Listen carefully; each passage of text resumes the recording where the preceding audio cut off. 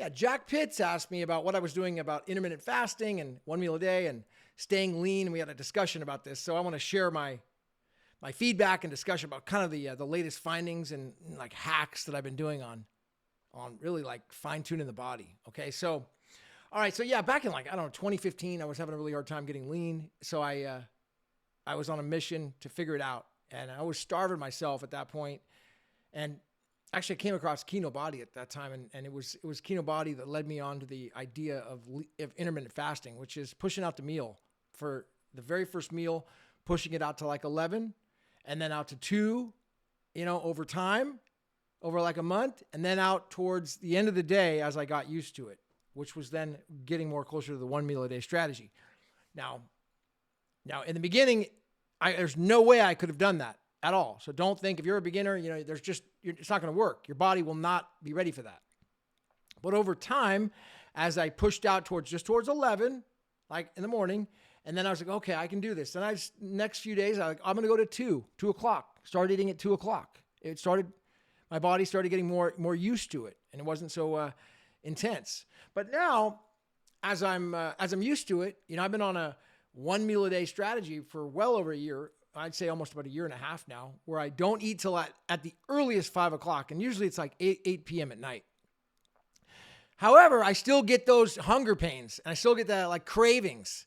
So some of the things, well, first of all, like the benefit, incredible intense human growth hormone raising, focus, like burning body fat for fuel is a different type of energy, sustained energy. It's a muscle building energy where it's like this state of ketosis where the body's filled with ketones. It's funny. I'm at the gym talking to this guy who's doing keto diet, and he's measuring his ketones in his body through a testing. And I asked him, I thought, I wonder if I could do that. And he asked me about how long I'd been doing it. I said, well, about 10 years. He said, oh, no, they won't be able to measure your ketones because you're already way past that state of, measuring ketones in the body. So I'm at that way advanced state. But in the beginning, there apparently are tests you can do to check your ketones and see if your body's getting into that state of ketosis, and you start to feel it. But I never did the test. I just noticed when I'm at that state, I'm like mental euphoria, focus, energy, having that human growth hormone level kick way up, burning the fat for fuel. And then ultimately just, having a very maintainable lean physique year round, building muscle. Now, one of the strategies I'm doing, okay, adding apple cider vinegar with water and a little bit of a pinch of lemon and then a pinch of baking soda. That's something I've been experimenting with. I'm kind of reluctant on the lemon as it may add sugar, but definitely the apple cider vinegar and a little bit of baking soda. Those two combined, it helps with the acidity in there, and boom. Like I don't know, 5 o'clock, it's 6 o'clock right now in California. At 5, I was just like literally getting extremely hungry, and I was thinking about, I'm ready to eat. At the same time, I had like another 2 hours of work I got to get done and things I need to do. And, as soon as I start eating, then for me, I just don't have, I'm like on eating mode, eating mode. I'm not on work mode or, other things. So when I'm on real hard problem solving, part of the challenge is staying fasted because my body's then like puts all its focus in like, there's no blood in the stomach, right? The blood's going to the brain to help solve the problems I'm focusing on, and how to do it, how to figure something out, how to learn and educate myself and really, push myself to the next level. And by staying fasted, more of the blood's going to the brain and not to the stomach. That's for sure. So I think that's probably why when I stop fasting early, now all of a sudden I'm like, no, I'm not really thinking about those things anymore. Or like the amount of focus and the energy that it takes is just not possible anymore. So yeah, I think apple cider vinegar, a little bit of a pinch of baking soda is a huge advantage. Bulletproof coffee is another one I've been doing for years. All I do is in the morning, I have like a thermos, a little bit of butter, a little bit of MCT oil from the MCT oil from Bulletproof, add coffee, shake it up, sip on that throughout the day. And in a thermos, it'll stay hot and I can just sip on a hot cup of coffee.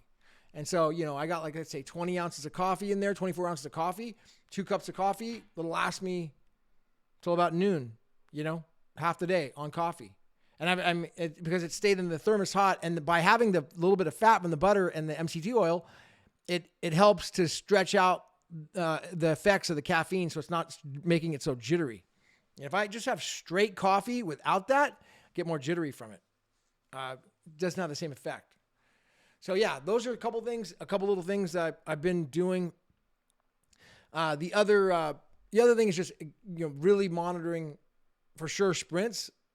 Having the sprints at least once, if not 3 times a week, and that's high intense sprintity, like let's say 6 to 7 100-yard dashes, 80-yard dashes, and then every day, like making sure I get my steps in, or fasted cardio, as a lot of people would say, fasted cardio, steps, I'm always fasted pretty much. So definitely fasted, but having steps, getting the body moving for like 10,000 steps for me is ideal.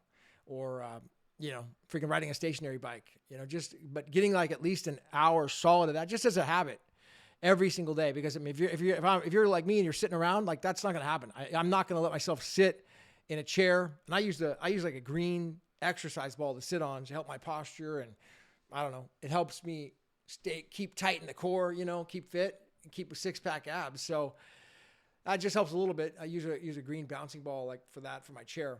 But yeah, having the steps is another key every single day. And I'd say right now I'm pretty darn lean. I'm not shredded like cheese, but in the right light, kind of am shredded, so, and that's, I would say almost effortlessly. If I were to really just dial in and actually track, that's no macro tracking. I don't track any macros, eat whatever I want. So, and I think I got a mute microphone right now. So all that was pretty much on mute. Hopefully not, but if not, hopefully I got a recording. If I did, then we'll keep it, and I'll see you at the top.